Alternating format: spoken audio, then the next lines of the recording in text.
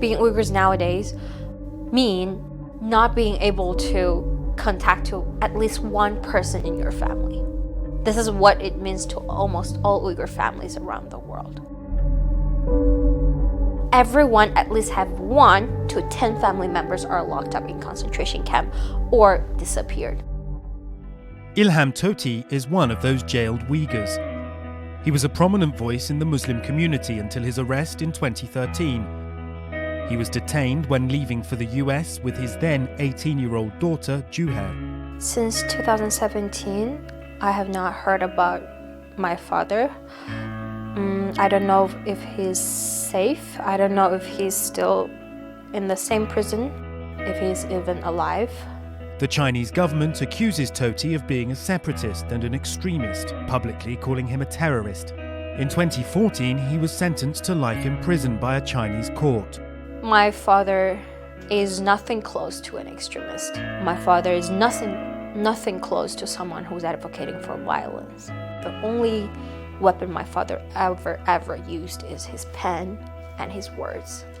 Teng Biao is a human rights activist and a friend of Tohti.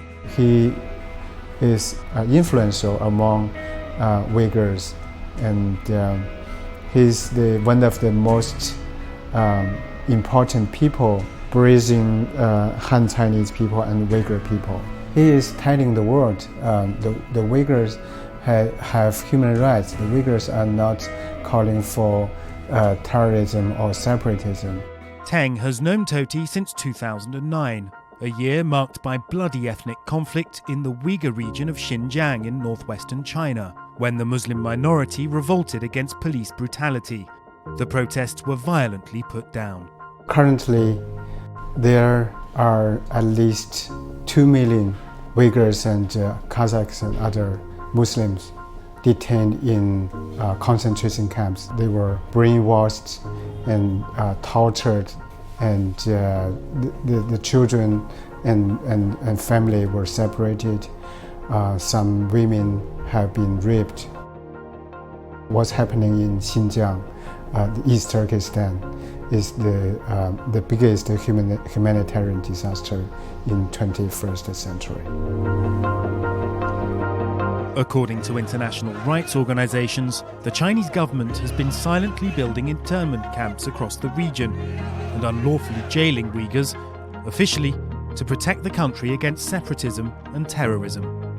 Beijing initially denied the existence of internment camps, but now describes them as vocational training schools to fight terrorism. Basic rights of the Uyghur, including political, cultural, economic, religious, all rights has been continually violated by this Chinese Communist Party. East Turkestan and the so-called Xinjiang Uyghur Autonomous Regions is like open-air prisons. And the Chinese government today trying to eradicate it, Uyghur identity completely. Europe, the EU, should have a clear message to Chinese government.